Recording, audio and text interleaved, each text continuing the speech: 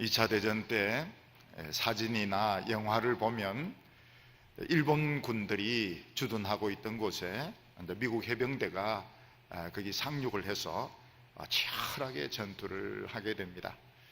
미 해병대가 일본 군인들을 다 몰아내게 되면 여러 해병대 병사들이 미국 태극기를, 미국 국기죠, 미국 국기를 이렇게 높이 달게 되는데, 그 국기를 다는 의미가 이제 일본의 군국주의는 이제 물러가고 이제 자유의 세계가 왔다, 그런 뜻으로 미국 국기를 높이 달게 되는 것입니다.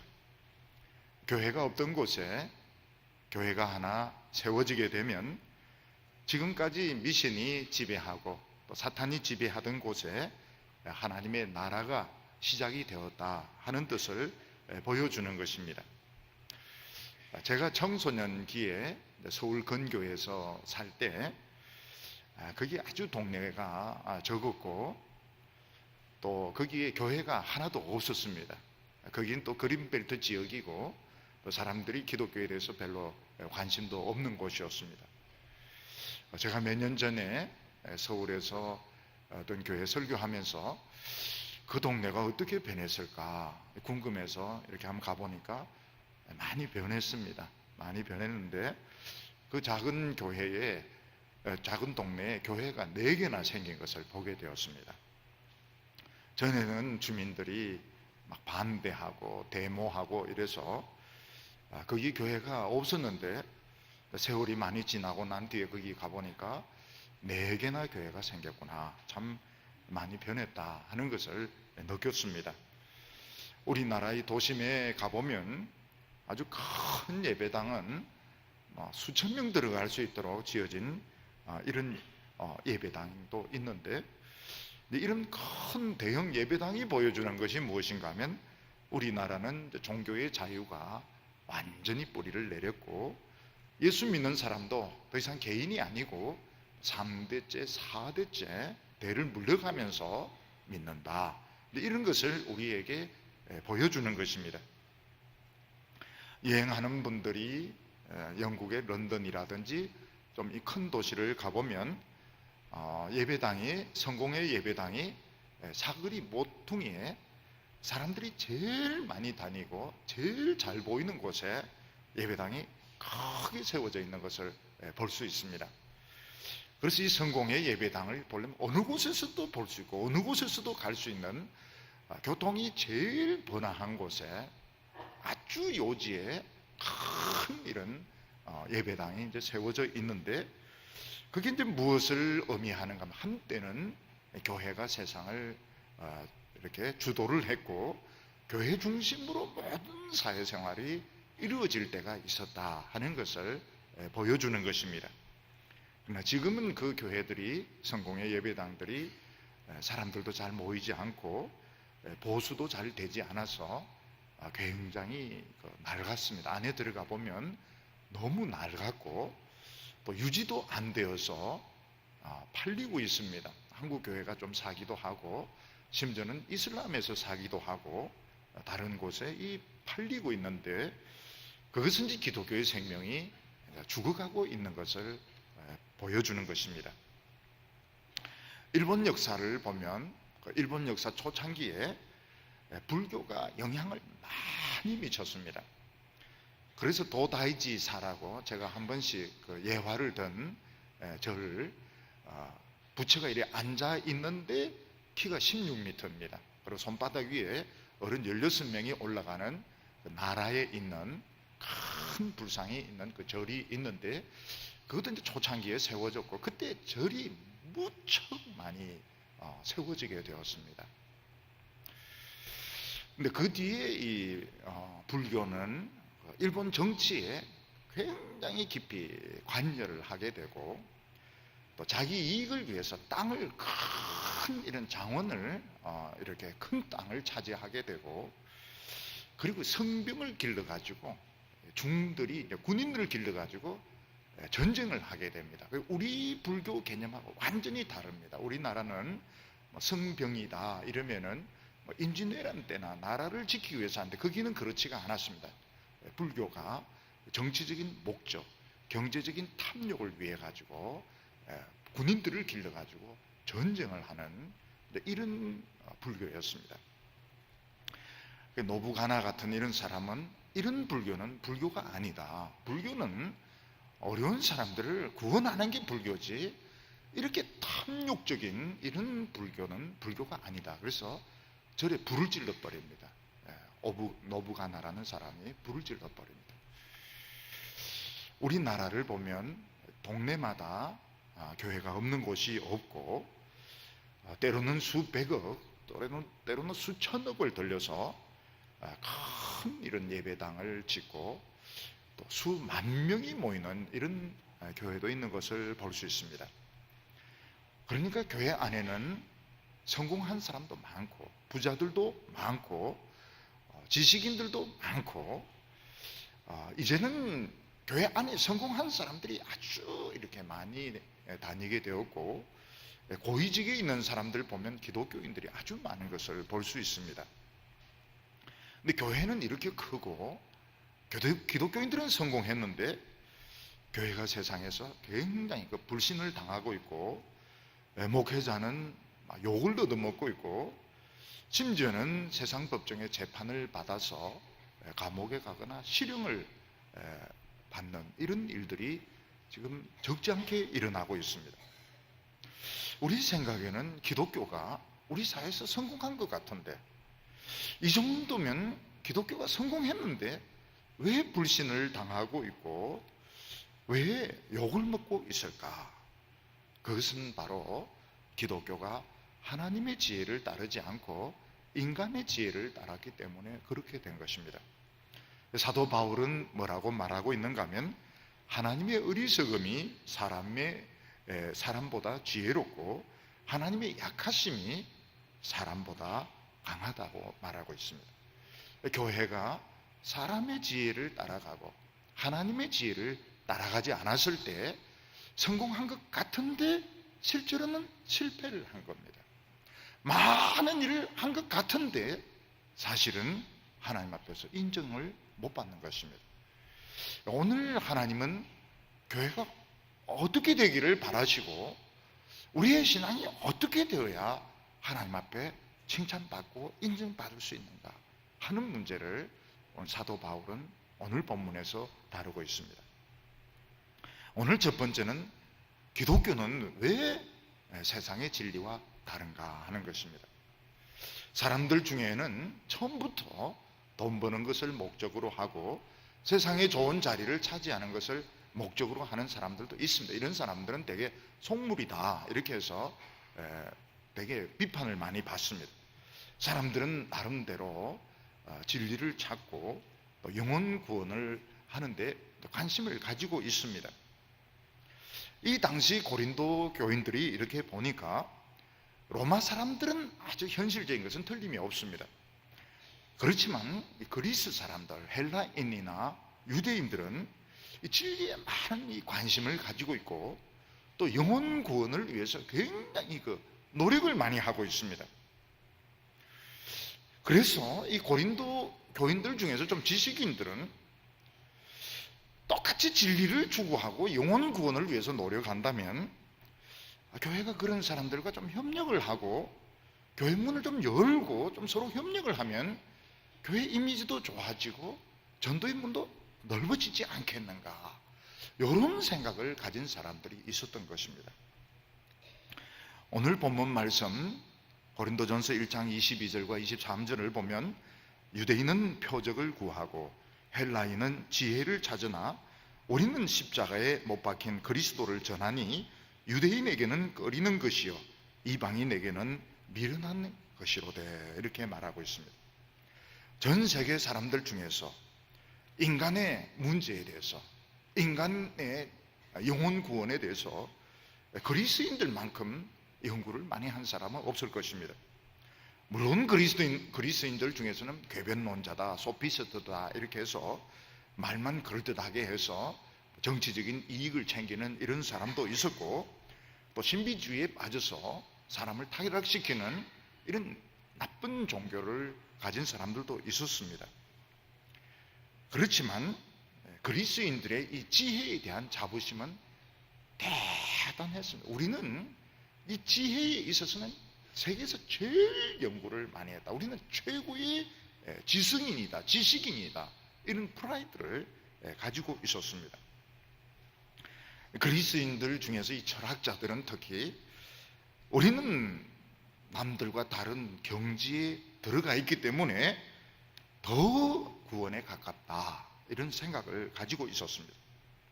특히 유대인들은 유일한 하나님을 믿는 사람들이고 그들에게 있어서는 예배가 있었고 율법이 있었고 문화가 있었습니다. 역사가 있었습니다.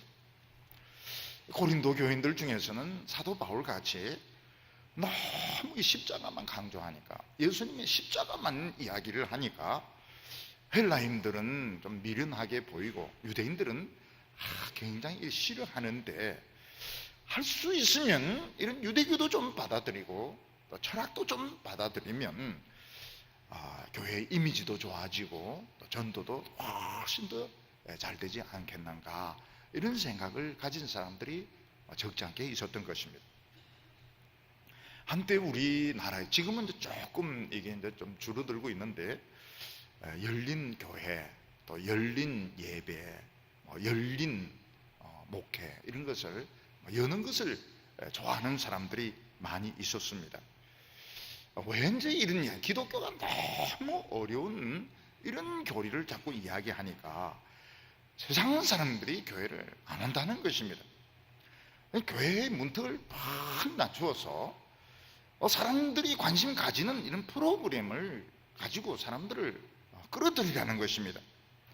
예를 들면 이 재테크, 사람들 다 돈 버는데 관심을 가지고 있으니까 재테크에 대해서 강의도 하고, 또 그리고 이 사람들 등산 같은 거 좋아하니까 등산하는 이런 모임도 만들고, 또 그리고 외국어도 또 많이 가르쳐주고, 이러면 사람들이 많이 올 텐데, 어린이를 키우는 이런 방법, 어린이를 천재로 키우는 방법. 그런데 엄마가 싫어하는 엄마 아무도 없으니까 그런 프로그램들을 많이 이렇게 개발하면 사람들이 기독교의 교리 이런 거는 싫어해도 그런 것들을 자꾸 오다 보면 기독교와 가까워진다. 그래서 열린 교회, 그리고 예배도 묵도부터 시작하고 대표 기도하고 이렇게 하니까 사람들 숨통이 막히려고 하는데, 너무 그렇게 하지 말고 유행가도 좀 부르고 청바지 입고 올라가고 좀 이렇게 해서 사람들이 예배 드리는데 부담이 없도록 이렇게 하는 것이 좋다.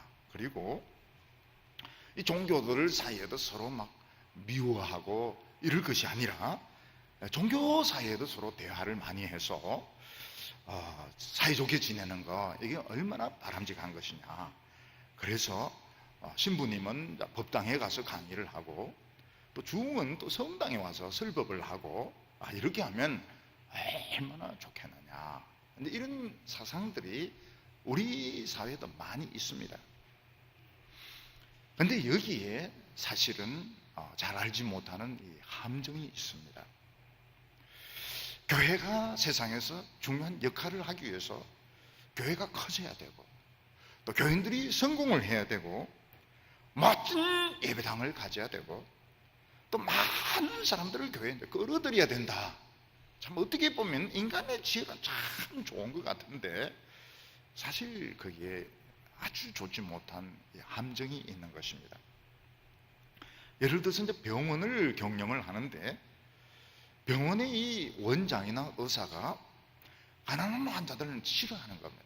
그 병원에는 주로 교수들만 오고, 그 병원에는 사장들만 오고, 그 병원에는 미스 코리아만 온다면 사람들은 그 병원 좀 이상하다. 병원은 환자는 누구든지 다 가서 치료받아야 되는데 왜 꼭 사장만 가야 되냐? 왜 또 교수만 가야 되냐?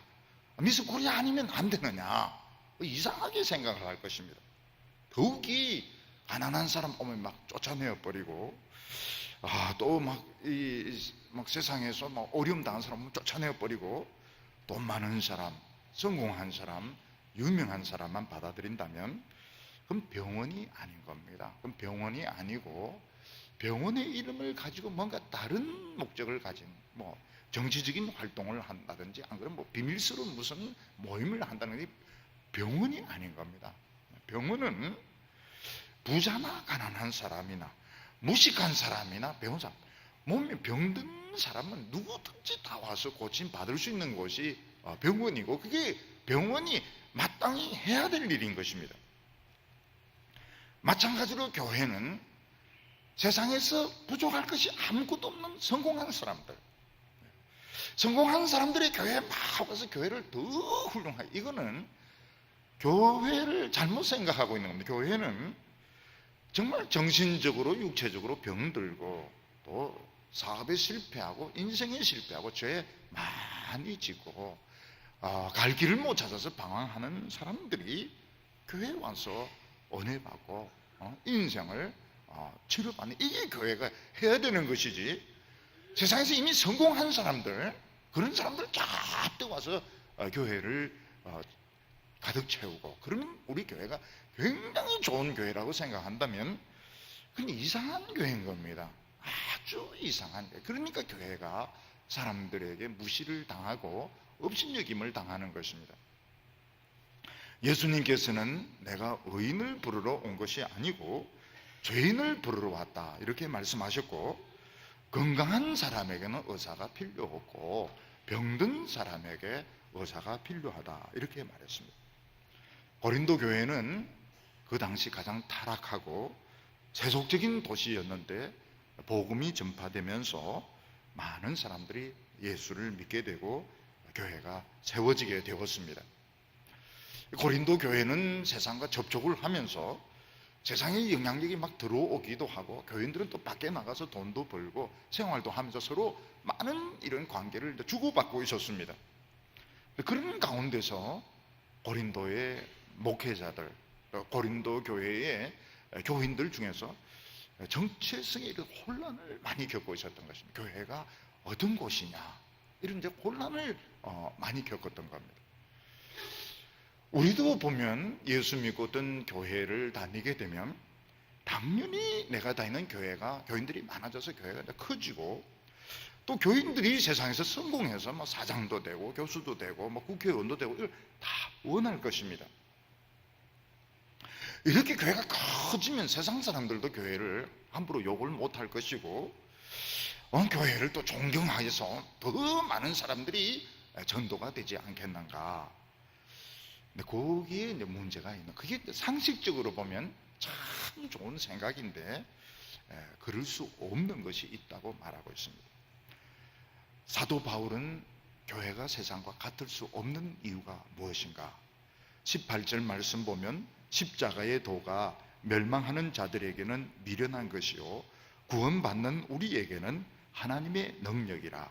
21절에 하나님의 지혜에 있어서는 이 세상이 자기 지혜로 하나님을 알지 못하는 거로 하나님은 전도에 미련한 것으로 믿는 자들을 구원하시기를 기뻐하셨도다.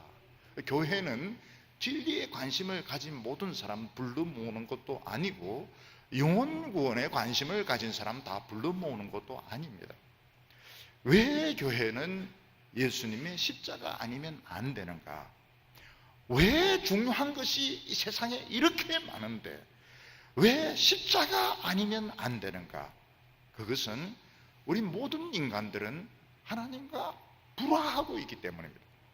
우리 모든 인간들은 하나님과 원수된 상태에 있는데 십자가 외에는 하나님과 화해할 길이 없는 것입니다. 세상에 좋은 기회가 있고 아무리 유익한 것이 많다 하더라도 하나님과 화해하지 않고서는 하나님의 세계에 절대로 들어올 수가 없습니다. 하나님과 불화하고 있고 하나님과 원수된 이 세상, 아무리 사람들 많이 끌어들여 봐야 소용이 없는 것입니다. 때로는 다른 종교가 우리보다 더 좋은 점들 많이 가지고 있을 것입니다. 또 다른 사람들 중에서 우리보다 훨씬 더 지식도 많고 인격적으로도 훌륭한 분들도 많이 있을 수 있습니다. 그렇지만 십자가 아니면 안 되는 이유가 하나님과 이 세상은 불화한 관계에 있기 때문에, 원수되는 관계에 있기 때문에 하나님과 화해하지 않고서는 한 발자국도 하나님의 세계 안에 들어올 수가 없는 겁니다. 아무리 초청하고 아무리 데리고 아무리 사람들이 많아도 한 발자국도 하나님의 세계 안에 들어올 수 없습니다. 하나님께서는 오직 하나님의 독생자 예수 그리스도의 십자가만을 가지고 화해하기로 그렇게 약속하셨기 때문에 교회는 십자가 외에는 안 되는 겁니다. 하나님과 화해를 하고 난 뒤 영혼에 대한 관심도 좋고 진리에 대한 탐험하는 것도 좋고 도덕성도 좋고 모든 것도 좋지만은 하나님과 화해하지 않고서는 아무 소용이 없는 것입니다. 어떤 사람들 두 사람 사이에 딱 앙심을 품고 있는데 뭐 선물을 주고 인사를 하고 악수하고 소용이 없어요. 나중에 결국은 칼 뽑고 싸우는 겁니다. 마찬가지로 아무리 세상에 장점이 많고 인간들이 진리를 추구하고 관심을 가지고 있다 하더라도 근본적으로 하나님과 불화하고 있고 원수된 것을 해결하는 것은 십자가밖에 없는 것입니다. 그래서 교회는 다른데 하나님과 화목하게 하는 것입니다. 세상과 하나님, 우리 인간과 하나님을 화해시켜주는 것, 십자가를 통해서 화해시켜주는 것이지 많은 진리를 가르쳐주고 영혼을 구원한다고 큰 소리 치고 이게 교회가 할 일이 아닌 것입니다. 여기서 뭐라고 말하는가 하면 인간의 지혜가 아무리 뛰어나도 하나님의 지혜를 이길 수 없다고 말씀하고 있습니다. 무슨 말인가 하면 십자가의 죽음은 인간이 이해할 수 있는 그런 영역이 아닙니다. 십자가를 통해서 하나님과 화해한다는 것은 믿음의 영역이지 이 영역이 아닌 것입니다. 아이들이 부모가 자기 부모인지 어떻게 합니까? 그럼 믿음의 영역인가? 믿음의 요즘 같아서는 DNA 조사하고 이렇게 해도 이 믿음의 영역이지 이거는 이해나 설명의 영역이 아닌 것입니다. 근데 놀라운 것은 기독교를 자꾸 사람들에게 이해를 시키려고 기독교의 문턱을 낮추고 십자가 설교를 안 하고 죄 설교를 안 하면 어떻게 되는가 하면 점점 기독교인들의 숫자가 적어지게 됩니다. 기독교는 점점 쇠퇴하게 됩니다. 우리 생각으로는 어려운 이런 거 자꾸 가르치지 말고 죄 같은 거 이야기하지 말고 십자가 같은 거 이야기하지 말고 자꾸 영어 가르쳐주고 일본어 가르쳐주고 교회 안에서 등산 하는 요령 이런 거 가르쳐주면 사람들 구름대처럼 올 것 같은데 안 옵니다. 왜냐하면 인간의 지혜거든요. 오히려 목회자가 복음에 대한 확신을 딱 가지고 믿는 사람 한 명도 없어도 좋다. 한 명 없어도 좋다. 십자가를 이야기하고 죄의 설교를 하고 하나님의 은혜를 가지고 설교를 하면 교인들이 옵니다. 와요. 어떤 사람 성질이 나서 오기도 하고 어떤 사람 은혜 받아서 오기도 하고 어떤 사람 마음에 찔려서 오기도 하고 그래서 사람의 생각하고 틀린 겁니다. 하나님께서는 뭐라고 말씀하시면 전도에 미련한 것으로 세상을 구원하시기를 기뻐하셨도다. 병원에서 의사가 환자를 치료할 때 서로 상의를 합니다. 상의를 하지만 수술은 독단적으로 합니다. 수술은 독단적으로 하고 치료도 독단적으로 합니다. 왜냐하면 환자는 그 지식이 없습니다. 그리고 그런 기술이 없습니다. 이야기는 하고 설명 안 하는 의사도 많아요. 설명도 안 하고 설명 좀 하면은 굉장히 친절한 의사인데 설명도 안 하고 이런 분들도 있어요. 그렇지만 병원에서 치료는 독단적으로 하는 겁니다.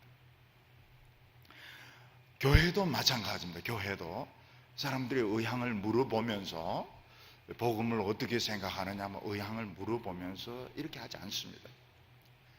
여기 보면은 전도에 미련한 거, 쾌류그마 선포인 겁니다. 선포. 진리에 대해서 선포를 하는 겁니다.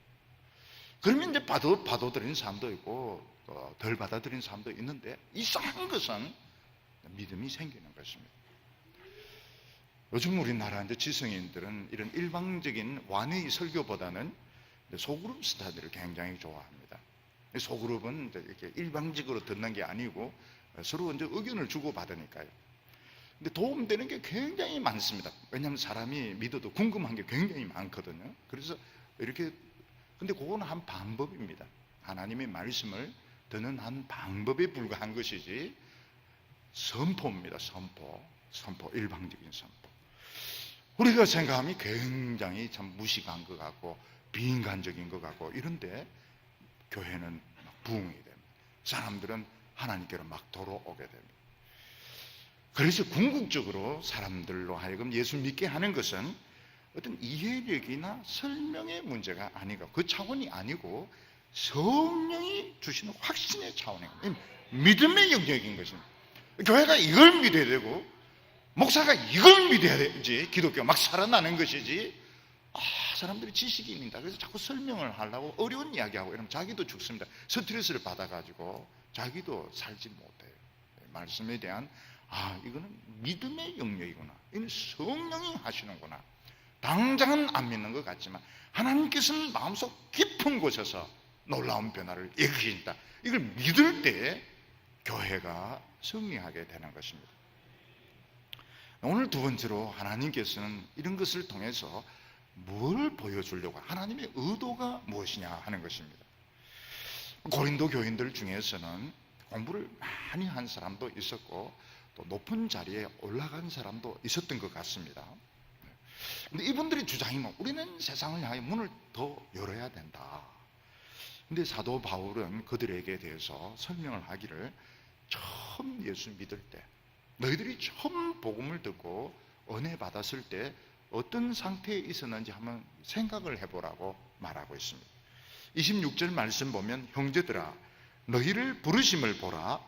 육체를 따라 지혜 있는 자가 많지 아니하며 능한 자가 많지 아니하며 문벌 좋은 자가 많지 아니하도다. 형제들아 너희 부르심을 보라. 너희 부르심을 보라. 이 참 어려운 말입니다.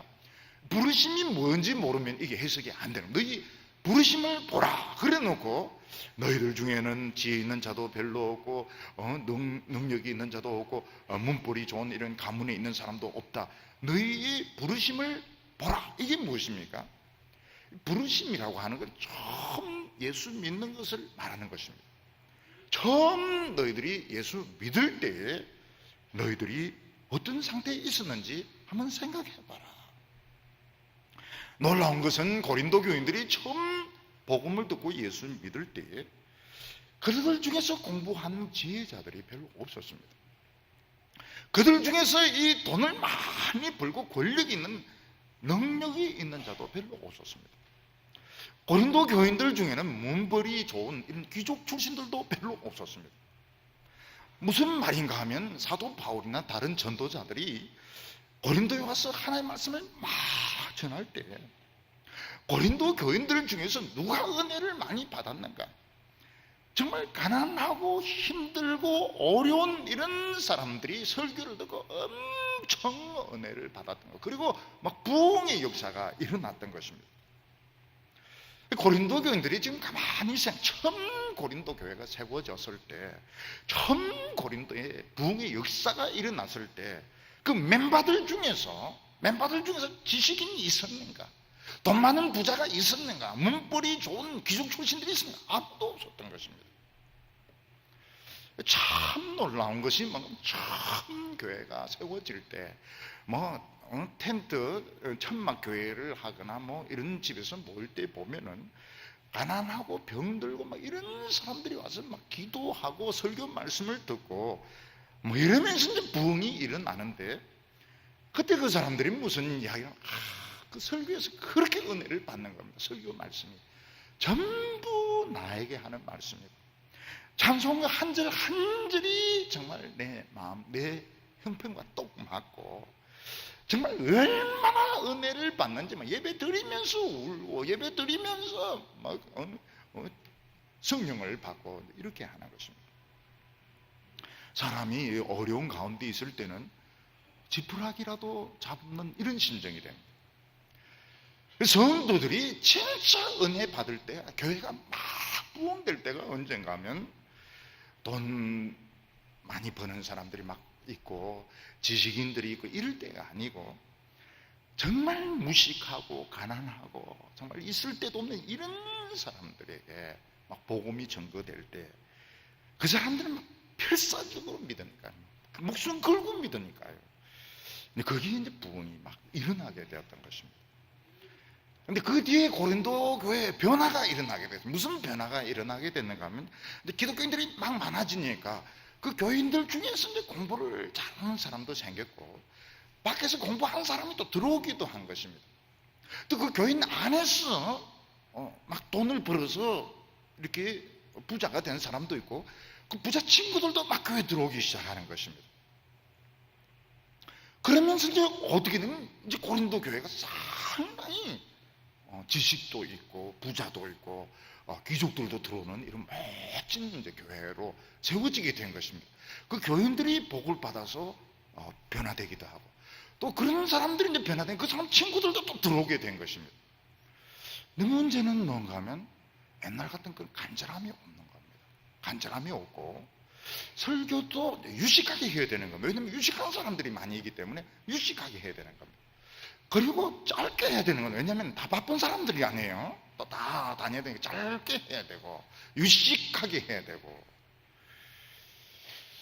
그런 이제 변화가 생기게 된 것입니다. 참 신기한 것이 우리가 어려울 때는 보면 하나님 눈치만 봅니다. 하나님 눈치. 하나님만 생각합니다. 하나님이 어떻게 나에 대해서 반응하실까? 하나님이 오케이 하면 내 병은 낫는 것이고, 하나님이 노 이러면 죽어야 되는 거니까 막 하나님에게만 신경을 쓰게 됩니다. 근데 하나님은 실망을 안 시키셔요. 하나님은 필사적으로 그 어려울 때 막 기도하면 병이 낫습니다. 병이 낫고 자녀들의 이제 어려움도 막 해결이 돼요. 하나님은 절대로 우리를 실망시키는 분이 아니십니다. 근데 사람이 어느 정도 이제 갖추고 안정이 되면 하나님에 대해서 그렇게 필사적이지 않습니다. 사람의 신경을 씁니다. 사람이 나를 어떻게 볼까? 또 내가 사람에게 어떤 영향을 미쳐야 되는가? 사람과의 관계를 더 신경을 쓰게 되는 것입니다. 우리가 다른 사람에게 영향을 미칠 수 있는 방법이 뭡니까? 다른 사람에게 신경을 쓰고 영향을 미치는 게 아닙니다. 하나님에게 영향을 미치면 영향이 가게 되어 있는데, 어느 정도 수준이 오르게 되면 하나님 제쳐놓고 내가 다른 사람에 대해서 신경을 쓰고 내가 다른 사람에게 말로 여러 가지로 영향을 미치려고 이렇게 생각을 하면서 하나님을 약간 빼놓게 되는 것입니다. 그러면 우리 한번 좀 생각을 해보십시다. 우리가 처음 예수 믿을 때 다 가난하고 참 병들고 어려워서 하나님께서 필사적이었습니다. 그때 하나님 우리를 사랑하셨습니다. 분명히 사랑하시니까 부흥이 일어난 것이죠. 그런데 그 뒤에 하나님 막 축복하셔서 돈도 많아지게 되었습니다. 세상적인 지위도 막 높아지게 되었습니다. 굉장히 지식이 많아지게 되었습니다. 하나님 우리를 사랑하셔가지고요. 또 그런 친구들도 막 들어오게 되었습니다. 왜냐하면 같은 친구들이 막 있으니까 막 들어오게 됩니다. 여러분, 교회를 이렇게 개척을 해보면 설교만 듣고 오지 않습니다. 사람들이 설교만 듣고 오질 않습니다. 비슷한 사람 있는가 없는가 쓱 보고, 사장이 많으면 사장들이 막 옵니다. 사장들이 이렇게 많이 오고요. 젊은이들이 많으면 어른들이 잘 안 와요. 왜냐하면 너무 불편하기 때문에 막 찬송도 불편하고 막 일어서라 그러고 막 율동도 막 꼬고 이렇게 하니까 안 올라 그래요. 안 올라 그러고 설교만 가지고 안 옵니다. 비슷한 사람들이 이렇게 좀 있어야 됩니다. 있어야 되고, 끌렁끌렁한 이런 사람들, 또 끌렁끌렁한 애들이 와요. 끌렁끌렁한 사람들, 편하기 때문에. 문신이 있으면 다 문신 있는 사람들 이제 데리고 오는 겁니다. 그러면 문신 없는 사람들 또 빠져나가요. 그런 걸 조심을 해야 됩니다. 그런 거를 교회가 조심을 해야 돼요. 어려울 때 하나님 막 붙들고 뭐 방언도 하고 막 병도 낫고 이제 이런, 하나님 날 사랑하셔서 그렇게 되는데, 나중에 이제 부자가 됐습니다. 어느 정도 안정이 되었습니다. 하나님에 대한 간절한 마음은 좀 많이 적어졌습니다. 그러면 하나님은 어떤 나를 좋아하실까요? 그 가난했을 때 나를 좋아할까요? 축복받았을 때 나를 좋아할까요? 요즘 우리 교인들이 이런 대답은 금방 안 합니다. 분명히 함정이 있다 이걸 알기 때문에 여러 번 설교를 들어보니까 틀림없이 함정이 있더라. 그래서 쉽게 대답을 안 합니다. 그거는 잘하는 겁니다. 하나님께서는 그 가난하고 필사적이 했을 때 내 모습, 그리고 이제 여유를 가지고 좀 하나님 앞에 좀 덜 간절한 이 모습, 둘 중에 어느 걸 사랑할까? 어느 걸 사랑할까요? 둘 다 사랑합니다. 둘 다. 하나님은 한결같으세요. 하나님은 가난했을 때나 부유할 때나 똑같이 사랑하십니다. 근데 문제는 뭡니까? 내 마음이 같이 가는 겁니다. 하나님은 우리가 성공하고 우리가 높아져도, 왜냐면 하나님이 복을 주시놓고요. 하나님 복을 주셔놓고 막 미워하고 이러면 안 되죠. 하나님은 똑같이 사랑하는데, 문제는 내 마음이 옛날 같지 않은 게 문제인 겁니다. 생활이 안정이 되고 지위를 이렇게 가지게 되면 하나님에게 신경 쓰이는 것보다는 사람에게 신경이 써야 되고, 잘못하면 예배가 형식적이 되는 거예요. 왜냐하면 굉장히 바빠지게 됩니다. 굉장히 바빠지고 생각이 많기 때문에 예배는 최소한도로 어느 수준이냐, 지옥 안 갈 정도로, 또 남들이 군지렁거리지 않을 정도로 예배 드리고, 그리고 이제 세상에 이제 더 세상 일을 더 많이, 그러면 더 영향력을 미치게 되니까요. 구원은 이제 받아놓은 것이고, 세상에 더 영향력을 미치려면 세상으로 나가야 될 거 아닙니까? 그거는 이제 잘못 생각하고 있는, 그거는 사람의 지혜지 하나님의 지혜가 아닙니다. 그래서 우리 성도들 중에서는 다시 간절해지기 위해서, 신앙이 불붙기 위해서 또 병들어야 되나, 또 가난해져야 되나, 그럴 필요는 없는 겁니다. 그럴 필요는 없어요. 그러면 또 큰일 나죠. 옛날에 그 가난한 생활을 어떻게 또 들어가겠어요? 그 반지하에서 라면 끓여 먹는 그 병은 또 어떻게 하겠습니까? 그래서 본질을 잡아야 되는 거예요. 본질을 잡아야지 열매를 잡으면 신앙이 흔들려 버리게 됩니다.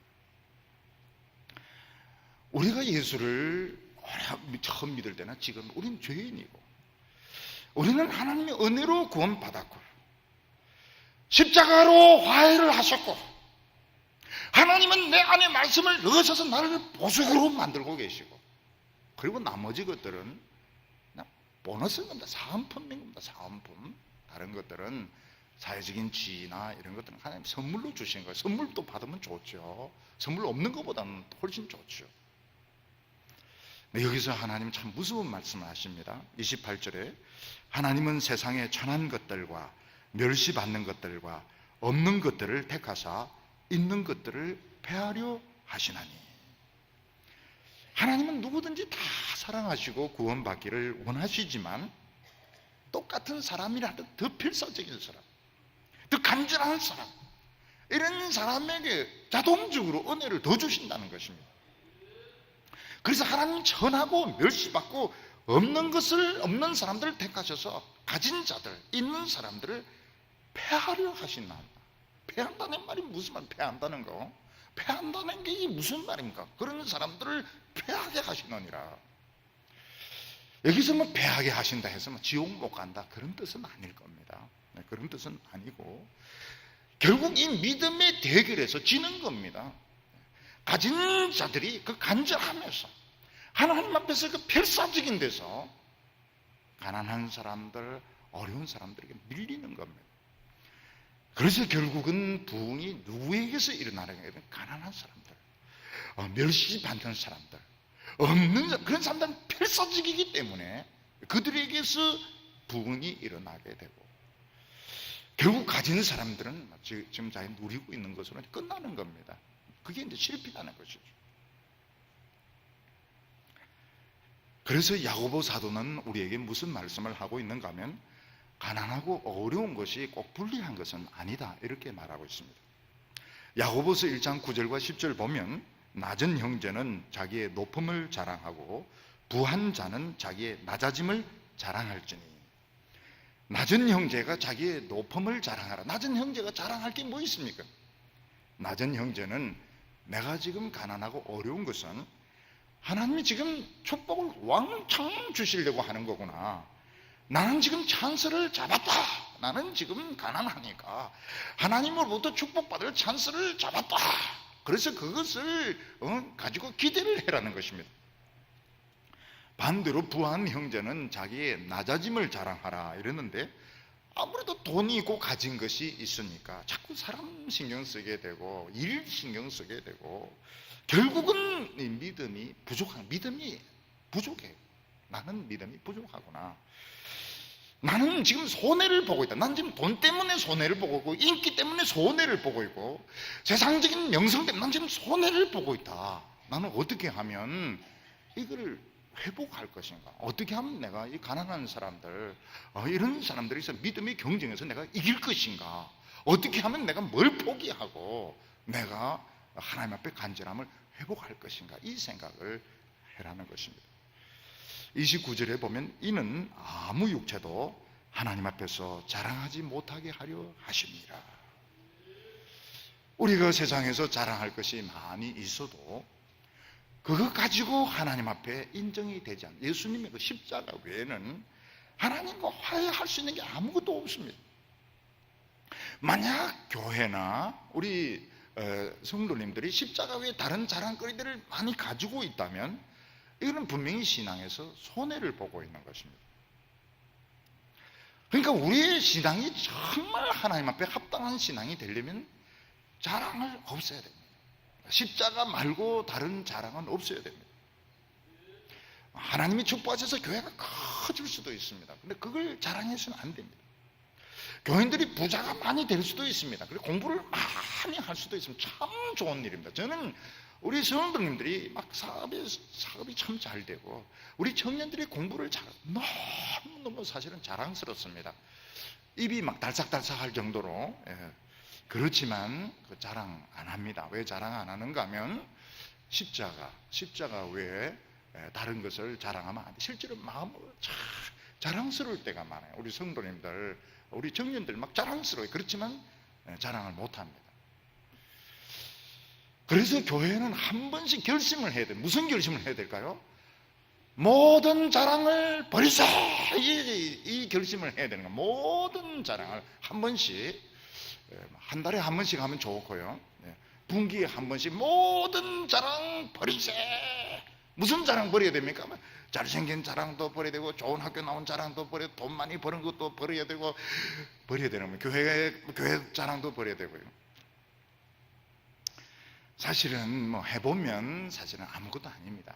공부 못했을 때 공부가 막 대단한 것 같지만 해보면 그 공부 별거 아니고요.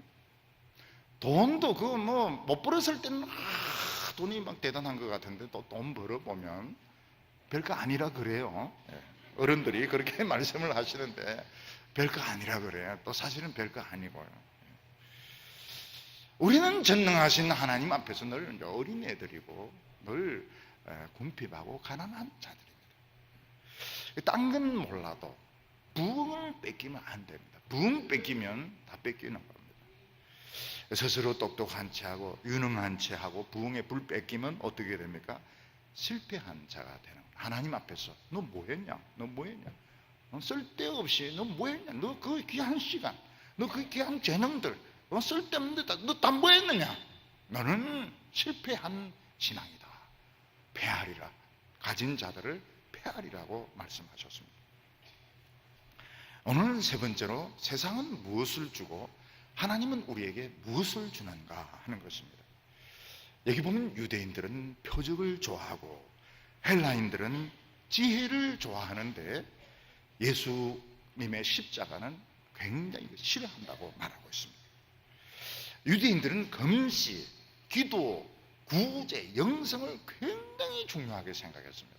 기도하는 거 너무너무 강조, 금식하는 거 너무너무 강조하고 십자가는 굉장히 싫어합니다. 십자가는 너무너무 싫어합니다. 왜 그랬을까요? 왜 바리새인들은 그렇게 11조를 내고 그렇게 기도를 많이 하면서도 예수님을 그렇게 싫어했을까 하는 것입니다. 여기서 우리는 사람이 좋아하는 것과 하나님이 좋아하는 것이 다르다는 것을 생각을 하게 됩니다. 사람들이 좋아하는 것은 외모입니다. 외모. 사람은 다른 사람의 속을 모르기 때문에 외모를 좋아하게 됩니다. 속을 들여다보면 어떻게 됩니까? 볼 게 아무것도 없는 거예요. 예를 들어서 어떤 의사 선생님이 유명한 교수 속을 내시경으로 이렇게 보면 틀립니까? 똑같아요. 내시경으로 속을 보면 똑같습니다. 미스 유니버스 대장 내시경으로 이렇게 보면 뭐 대장이 막 깔끔하게 생겨 막 반짝반짝 빛나고 뭐 금박으로 해놓고 그런 거 없어요. 그 안에 뭐 혹 있고 뭐 이러면은 더 심한 것입니다. 근데 사람들은 그렇지가 않아요. 사람들은 그 속은 못 보기 때문에, 내시경 가지고 속은 못 보기 때문에 포장을 굉장히 중요하게 생각합니다. 그 책을 이 베스트셀러로 이렇게 만들려고 하면 내용이 좋아가지고 안 돼요. 내용은 좀 부실해야 되고 포장입니다. 포장. 그 표지를 잘 만들고 디자인을 잘 만들고 이렇게 해야 되지 내용은 안 봅니다. 왜냐면 어차피 선물로 줄 거니까 어차피 안 읽을 거니까 내용은 상관이 없어요. 그 사람들은 이 외모를 어떻게 이거를 이제 구별하는 건 차별화를 시키는 거예요. 차별화를. 어떻게 차별화를 시키는가 하면 이제 학교를 가지고 차별화 시키는 겁니다. 좋은 학교, 안 좋은 학교. 돈 가진 이 부자들도 또 차별화를 합니다. 기업들도 또 사장이라 해서 똑같은 게 아닙니다. 중소기업하고 또 대기업하고 또 틀립니다. 또 대기업도 랭킹을 먹입니다. 공부를 한 사람들도 다 차별화를 시킵니다. 그 차별화가 굉장히 만족감을 주는 겁니다. 사람에게 나는 성공했다. 나는 정말 최고의 경지에 올라갔다. 그래서 저 사람은 뭐 어떤 부분에 있어서 최고의 자리에 올라갔다. 이러면 굉장히 사람이 좋아하게 됩니다. 예수님 당시 바리새인들이 예수님을 싫어했던 이유가 이 차별화를 없애버리는 겁니다. 너희들이나 세리나 창녀들하고 차이가 없다는 겁니다. 구원받는 데 있어서 오히려 세리나 창녀들이 더 먼저 천국에 갈 수 있다. 그러니까 우리가 얼마나 금식하고 얼마나 11조를 내고 얼마나 성경 구절을 달달달달 외우는데 저런 죄인들하고 같이 치고 기분이 나쁜 겁니다. 너무 불쾌한 거예요. 예수님은 니고데모가 밤에 찾아왔을 때, 그래서 니고데모는 별명이 뭔가 하면 밤에 찾아온 니고데모, 절대로 낮에 오면 안 됩니다. 밤에 왔기 때문에. 그는 율법의 선생입니다. 아주 존경받는 그 랍비입니다. 그리고 관리였습니다. 근데 예수님이 거듭나지 않으면 하나님 나라에 들어갈 수도 없느니라. 너는 태어나지도 않았다는 거야. 넌 태어나지도 않아. 너는 하나님 앞에서는 존재도 없다는 것입니다. 사회적으로 지금 성공을 했습니다. 많은 지식을 가지고 있습니다. 논문도 엄청나게 썼습니다. 하나님 앞에 너는 없다는 거예요. 너는 아예 존재 자체가 니고데모라는 존재가 없다는 겁니다. 무서운 말씀이죠. 유대인들은 차별화가 아주 심했습니다. 불의한 자, 어려운 자. 어려운 자에서도 커리큘럼에 따라서 이게 단계가 다 있는 겁니다. 그 마지막 단계, 사도 바울은 변화되기 전 그 마지막 단계에 올라가려고 막 기독교들 잡아가지고 핍박을 해서, 왜냐면 그럼 가산점이 막 올라가기 때문에. 예수님 앞에 딱 거꾸러졌을 때 자기는 진짜 하나님의 원수고 하나님의 진리를 대적하는 사람인 건데, 그때 눈이 멀면서 자기 자신을 보게 되었던 것입니다. 유대교가 왜 사람들에게 인기가 있습니까? 커리큘럼을 가지고 사람을 차별화시키니까 사람들이 만족감을 느끼는 겁니다. 교회에서도 자꾸 이렇게 단계를 만들고 이러는데 그 단계를 자꾸 만들면 안 돼요. 단계를 만들면 안 됩니다. 물론 이제 교육학적으로는 체계적으로 공부하는 게 필요합니다. 그래서 우리도 디모데 같은 데서는 커리큘럼을 만들게 합니다.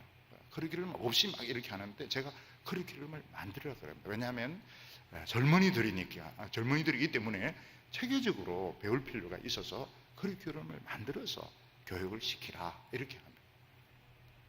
그렇지만 1학년보다 2학년이 높고 2학년이 3학년보다 높고 평신보다 순장이 높고 순장 위에 최순장이고 최순장이 있고, 그렇게 되면 그거는 이제 잘못 생각하고 있는 것입니다. 헬라 철학도 마찬가지 단계가 다 있습니다. 전부 단계가 있습니다. 철학자는 더 단계가 높은 겁니다. 그리고 더 높은 단계가 있습니다. 그러니까 사람들은 만족감을 느끼는 것입니다. 근데 하나님은 뭐라고 말씀? 십자가 앞에서는 모든 인간은 다 똑같다는 겁니다. 다 죄인이다. 정도의 차이는 있지만 다 죄인이라는 겁니다. 사람들은 다 미쳐가고 있습니다. 물론 미친 사람도 있습니다. 미리 미친 사람도 있고, 이게 잠재되어 있는 사람들이 다 미쳐가고 있습니다. 전부 하나님 앞에서는 멸망받을 죄인인 겁니다. 근데 사람들은 이걸 싫어합니다. 내가 공부를 얼마나 많이 했는데, 내가 얼마나 좋은 학교를 나왔는데, 내가 얼마나 고시에 붙으려고 노력을 많이 했는데 내가 왜 똑같아? 이러면서 십자가를 싫어하는 것입니다. 우리가 예수 믿고 난 뒤에 교회 안에서 성공한 교인과 성공하지 못한 교인을 나누어야 되는가? 그렇지가 않습니다. 똑같습니다. 교회 안에서는 똑같습니다. 교회 안에서는 성공한 기독교인, 실패한 기독교인이 없습니다. 다 같은 기독교인인 겁니다. 돈 많은 기독교인, 돈 적은 기독교인, 어떤 사람들, 돈 많은 사람 또 더 관심을 가지고 있는데, 그게 교회가 업신여김을 당할 짓을 자기가 하는 것입니다. 얼마나 우습게 알겠습니까? 사람이 본인이 보기도 얼마나 무서워. 교회가 얼마나 우습고, 교회가 얼마나 우습고, 목사가 하는 중에 얼마나 돈 좀 가지고 있으니까 와서 막 슬슬슬슬 이렇게 하면서 막 잘해주고 막 이렇게 하고, 돈 없는 사람 막 집에 가라 이렇게 하고 막 딴 교회 가든지 뭐 이렇게 하면 얼마나 우습습니까? 이게 진짜 이게 참 웃기는, 그게 우스운 짓을 자기 자신이 하는 겁니다. 아, 이게 좀 공부해도 안 통하는구나. 전혀 안 통하는구나. 먹통이구나. 이 전화는 완전히, 이 전화는 안 통하는, 이게 아무것도 안 통하는구나. 십자가 아니면은, 하나님 말씀 아니면 아예 안 통하는구나. 이래 이제 조금씩 생각이 겁을 내게 되는 겁니다. 겁을 내게 돼요. 교회를 겁을 안 내는 겁니다. 왜냐면 모든 그냥 인간 생각 그대로 이렇게 하니까, 아, 이거 뭐 내 마음대로 해도 되는구나. 겁을 안 내. 굉장히 무섭습니다. 교회는 하나님의 영이 계시기 때문에 정말 이 조심을 해야 되는 겁니다. 제가 군대를 가니까, 군대 교회를 가니까 세상 계급으로 안 불러요. 보니까 나는 군대 교회가 물론 더 그렇게 한다 그래. 그렇지만 말로는 별 세 자리가 왔는데도 장군님 이래 안 부르고 안수 집사님 이래 부르더라고요. 안수 집사. 그래서 제가 굉장히 이상하게 들렸어요. 장군인데 별 세 개인데 왜 안수 집사님 이렇게 하는가? 일부러 그렇게 한다 그래요. 일부러. 안 그러면 사병들이 막 예배를 못 드리니까, 별 세 개짜리 오면 막 얼어버리니까, 하나님이 오면 안 얼고 별 세 개짜리 안수 집사님 오면 얼어버리니까 그냥 안수 집사님 이렇게 한다 그래요. 그냥 집사님 이렇게 한다 그래요. 비행기를 타면 어떻습니까? 똑같은 비행기인데 그걸 1등석, 2등석, 3등석 나눠가지고 주스도 틀린 거 주고 물수건도 틀린 거 주고, 저는 라면도 또 끓여주고, 집에 라면 얼마든지 먹을 수 있는데 라면 안 준다고 때리기도 하고, 도착하는 건 똑같이 도착해요. 비행기가. 난 떨어지가지고 따로 앞대가리 먼저 오고 우리는 한 시간 늦게 오는 줄 알았더니, 아니 같이 내리더라고. 보니까 떨어질 때도 똑같이 떨어져요. 근데 꼭 이걸 나눠가지고 주스도 틀리고 물수건도 틀리고. 저는 또 들춰보지 않습니다. 저는 뭘 주나 이렇게 봤더니 내하고 색깔이 틀린 거예요. 주스 색깔이. 얼마나 화가 나는지.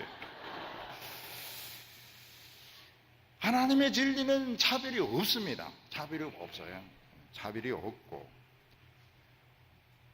복음이 사람을 다르게 포장하지 않는 이유는 뭔가 하면 본질이 다르기 때문에 그런 것입니다. 세상 지식은 포장을 바꾸는 겁니다. 포장을 바꾸는 겁니다. 좋은 학교 나오면 포장이 달라집니다. 포장이 달라집니다. 명문 학교 들어가도 지금 취직시험 다 공부하고 있어요. 취직시험 공부하고, 안 그러면 술 마시고 돌아다니고, 전공 막 한다고 하면은 정신 못 차린 애가 전공 공부한다고 하죠. 다 취직시험 준비하고 고시 공부하고, 포장만 달라지는 겁니다. 복음은 본질을 바꿉니다. 30절에 너희는 하나님으로부터 났어 그리스도 예수 안에 있고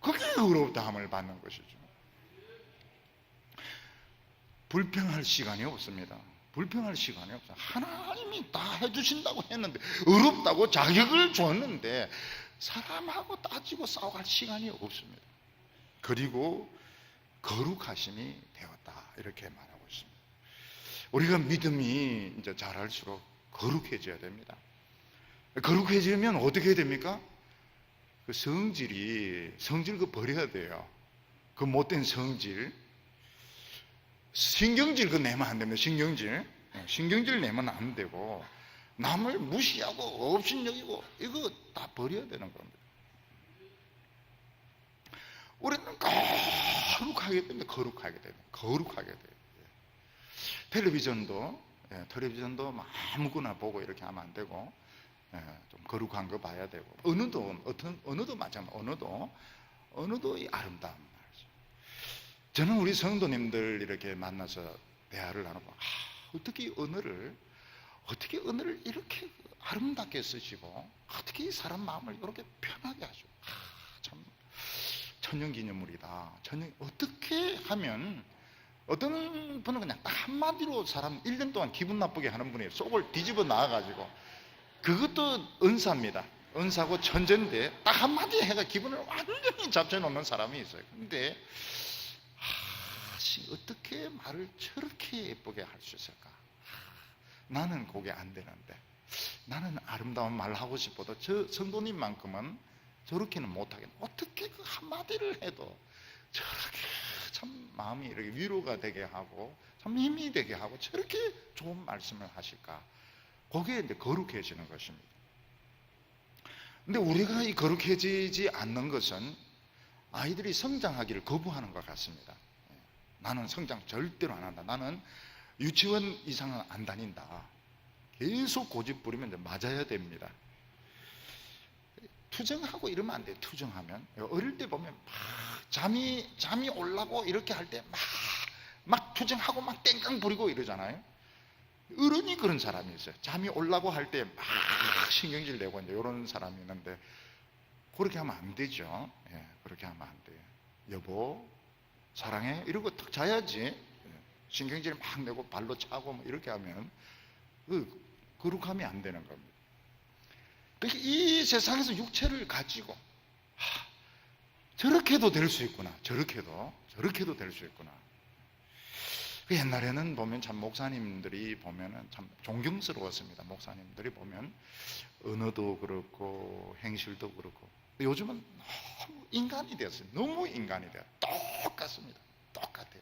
테니스 칠 때 보면 이를 악물고 막 비급하게 막 못 봤는데 이래 보면, 목사님이 어떻게 그런데 봤더냐, 잘 봤는데 이래야 되는데 한 점을 더 내기 위해서 막 이를 악물고 저 코너로 넣어가 막, 그리고 막 뛰면서 막 이겼다고 할렐루야 하고 말이죠. 축구도 말이죠. 남 안 주고 자기가 막 끝까지 몰고. 어떻게 그렇게 못됐어요. 그렇게 차라리 축구를 하지 말지. 다 변화돼야 돼요. 탁구를 해도 막 요래 돌리고 저래 돌리고 이러는데 그냥 정직하게 하나님은 정직해라 그래요. 정직하게 이렇게 해야지. 막 요래 돌리고 저래 돌리고 말이죠. 못되게 교활하게 정말 이 사탄같이 막 그렇게 하는데, 그 다 변화돼야 되는 겁니다. 게임을 한번 해보면 알 수, 이 인간이 얼만큼 성숙했는지 알 수가 있습니다. 그리고 이제 우리가 이제 구원함을 받는 건 결국 육체가 구원함을 받는 겁니다. 우리 몸도 중요합니다. 몸이 굉장히 중요합니다. 저는 이 젊은이들 사역을 막 하면서 저는 영혼이 늙지 않는 줄로 알았습니다. 근데 우리 동부교회 보니까 어른들이 많이 계시고 늙어간다는 것을 이제 많이 생각을 하게 되었습니다. 그리고 건강이 굉장히 중요하구나. 제가 서울에 있을 때 건강을 위해서 교인들이 건강을 위해서 기도한 적이 한 번도 없어요. 다 건강하니까요. 건강하든지 아니면 죽든지 둘 중에 하나이기 때문에 골골거리는 건 없거든요. 근데 이 어른들은 보니까 이 건강이 굉장히 중요한 거예요. 그리고 그런 기도해 주시면 참 위로를 받습니다. 근데 이제 서울에 있던 청년들이 목사님 신앙 기복적으로 변했다고 이러는데, 너도 노인들 한번 만나봐. 노인들을 한번 만나보라. 노인들이 건강이 얼마나 이게 참 중요한 문제인지. 가정도 참, 우리 행복도 중요하고, 여성들의 이 감정도 굉장히 중요합니다. 여성들이 감정적으로 행복할 때, 커피 한 잔 마시면서 하나님 묵상할 때, 그걸 방해하면 안 되는 겁니다. 그거 얼마나 자기 나름대로 행복한 건데.